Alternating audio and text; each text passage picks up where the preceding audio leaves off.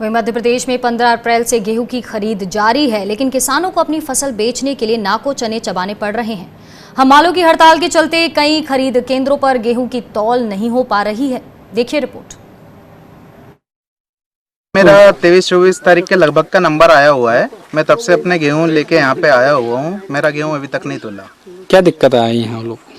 यहाँ के जो सोसाइटी के कार्यकर्ता हैं वो लोग बोल रहे हैं कि जो हिमाल है वो उस पे चले गए हैं हड़ताल पे, लेकिन वो जब तक आए नहीं जब तक तुलेगा नहीं। ये हकीकत है मध्य प्रदेश में गेहूं खरीद की। हरदा जिले में किसानों को गेहूं बेचने के लिए लगातार इंतजार करना पड़ रहा है, क्योंकि यहाँ के हमाल हड़ताल पर चले गए हैं। पेमेंट मिल जाए हमारी 15 तारीख के बाद में जो काम करा वो अभी तक की, तो काम कल से ही चालू। कितने दिन की आपकी पेमेंट? 15 तारीख से अभी तक। कितने लोगों की हो? हम 28 आदमी। तो बात किसानों को बोनस देने की हो या कर्ज माफी की, सरकार इससे आनाकानी करती रही है। इस बीच आरटीआई से मिली जानकारी है कि बैंकों ने डिफॉल्टर्स के लगभग 68,000 करोड़ का कर्ज राइट ऑफ कर दिया है, यानी उसे बट्टे खाते में डाल दिया है। लेकिन किसानों के कर्ज माफी की बात आती है तो बैंक और सरकार इसे कर्ज लौटाने के कल्चर के खिलाफ बताकर खारिज करने लग जाती है।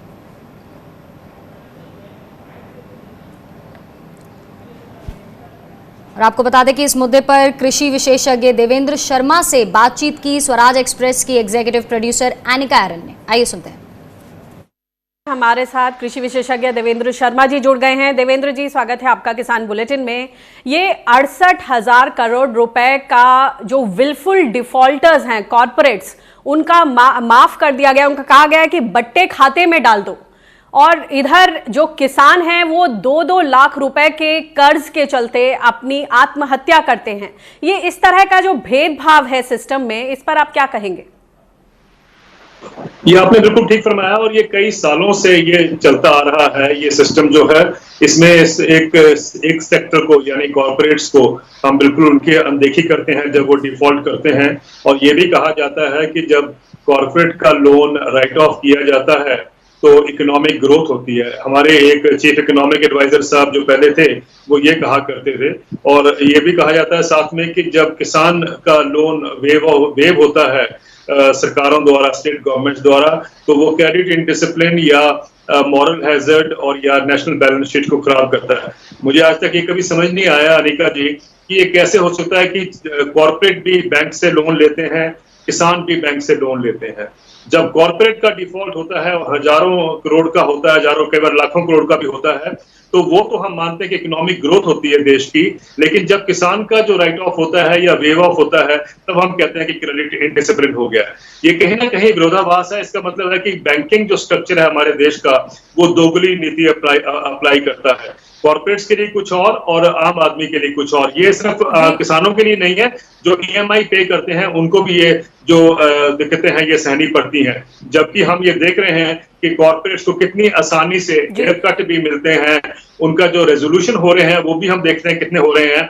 और अभी एक रिपोर्ट अभी आई है हाल में क्रेडिट स्विस बैंक की, वो ये कहती है कि उनका एक शब्द है, उन्होंने कहा है कि पिछले 2014 से लेके फाइनेंशियल ईयर से लेके उन्होंने 2019 के फाइनेंशियल ईयर तक देखा है, तो वो कहते हैं कि 7.7 लाख करोड़ जो है वो जो कॉर्पोरेट का टैक्स जो राइट ऑफ हुआ है 7.7 लाख करोड़ रुपए। और ये 68,000 की हम जो बात कर रहे हैं ये तो अभी हाल में हुआ है, उसमें आप ऐड कर लीजिए। यानी कहने का मतलब है कि इतने सारे जो लोन है वो राइट ऑफ कर दिए जाते हैं। और कहीं देश में इकोनॉमिक इश्यूज के ऊपर इस इशू के ऊपर इकोनॉमिक जो डिस्कशन है वो नहीं होता कि इससे फिस्कल डेफिसिट बढ़ जाएगा या इससे पैसा कहां से आएगा। देश का जो बैंकिंग स्ट्रक्चर है अगर उसकी अगर भरपाई नहीं हो पाएगी तो हमें आफ्टर ऑल टैक्स पेयर के पैसे से ही रिकैपिटलाइजेशन बैंक्स की करते हैं। तो ये जो सिस्टम चला आ रहा है इसको दोबारा देखने की जरूरत है, लेकिन मुझे लगता नहीं कि भाई ऐसा हो पाएगा। एक और बात बताएं कि ऐसा लगता है कि जो कॉर्पोरेट्स का लोन राइट ऑफ किया गया है और जो किसानों के हमेशा से लोन को वेव ऑफ करने की बात होती है, ये राइट ऑफ और वेव ऑफ, इसके बीच का क्या फासला है? आपको क्या लगता है कि टर्मिनोलॉजीज में उलझाने की कहीं कोई कोशिश? इसमें तो कोई शक नहीं है कि टर्मिनोलॉजी में सारे का सारा ऐसा चक्र बनाया जाता है कि हम उसी के अंदर उसी विरोधाभास में रह जाते हैं।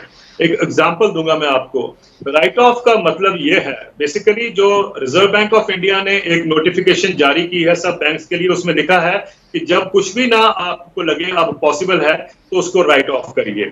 लेकिन बैंकों ने एक टेक्निकल क्लॉज बनाया है। वो टेक्निकल क्लॉज ये है कि जो राइट ऑफ का मतलब ये है कि हम एक अलग लेजर में इसको शिफ्ट कर देते हैं इस अमाउंट को, लेकिन रिकवरी जो है वो चलती रहती है। लेकिन आज तक ये नहीं बताया गया, जैसे मैंने पहले कहा कि 7.7 लाख करोड़ रुपया अगर 2014 से लेके अभी तक जो राइट ऑफ हुआ है उसमें से कभी ये नहीं बताया गया कि कितना जो है असली में रिकवर हुआ है और कितना जो है वो बैलेंस शीट से भी बिल्कुल सफाया करना पड़ा या बैलेंस शीट से हटाना पड़ा, जिसको इंग्लिश में स्ट्राइक ऑफ कहते हैं। मैं इसलिए कह रहा हूं क्योंकि अभी तक जो आंकड़े हैं हमारे पास, वो जितना भी राइट ऑफ होता है उसमें से 15 से 20% से ज्यादा जो है रिकवर नहीं होता है।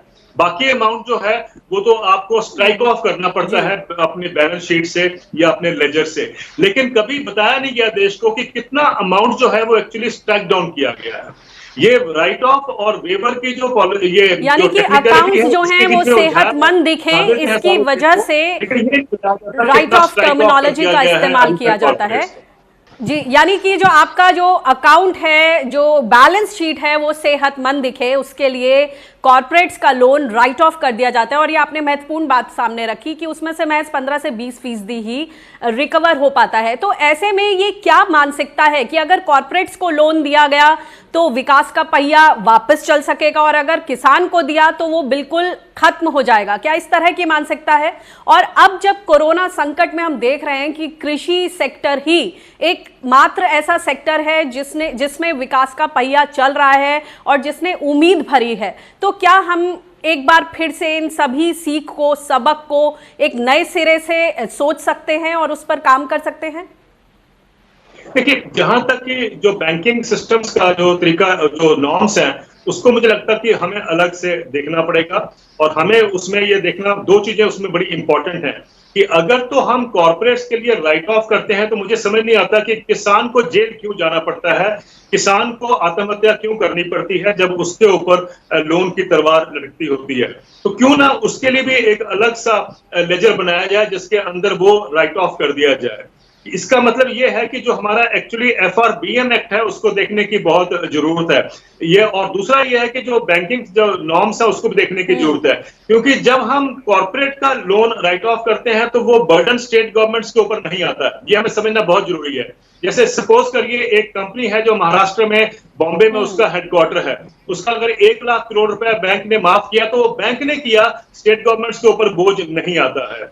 लेकिन अगर यूपी के किसानों को यूपी की सरकार ने 34,000 करोड़ रुपए का वेव ऑफ किया है तो वो बर्डन स्टेट गवर्नमेंट्स के ऊपर आता है। हालांकि उसमें बैंकिंग के ऊपर कोई खर्चा, एडिशनल बर्डन नहीं है, लेकिन स्टेट गवर्नमेंट्स के ऊपर और फिर कहा जाता है कि इससे फिस्कल डेफिसिट जो है या फिस्कल ड्रैग होगा, क्योंकि वो बर्डन स्टेट के ऊपर है, स्टेट के ऊपर 34,000 करोड़ रुपए के एक बर्डन आ गया जो कि वो नहीं पे कर पाती है। ये उनका कहना है, या वो जो रिसोर्सेज हैं वो आपने खेती में लगा दिए या वेव ऑफ करने में लगा दिए। लेकिन मुझे ये समझ नहीं आता कि ये दो पैटर्न क्यों नहीं हम आगे से ऐसे करें, बेहतर तरीके से आपने ये बात सामने रखी है, राइट ऑफ करवाएं ना कि स्टेट गवर्नमेंट से करवाएं। ये बहुत जरूरी है। जब तक ये लोन बैंकों का, जो किसानों का जो लोन है, वो किसानों का लोन जो है बैंक से राइट ऑफ कराने की जरूरत आपने सामने रखी है। देवेंद्र जी, एक बात आपसे पूछना चाहेंगे कि मध्य प्रदेश में इन दिनों फसल की खरीदी हो रही है और ये जो एक उदाहरण है सबके जहन में बस गया है कि 30,000 करीब रुपए की उसकी किसान की बिक्री हुई, जिसमें से महज वो 600 रुपए उसको अपने हाथ में मिले, बाकी उसकी कर्ज वसूली कर ली गई उन्हीं पैसों से। आपको ये कितना न्याय संगत लगता है, वो भी इस समय?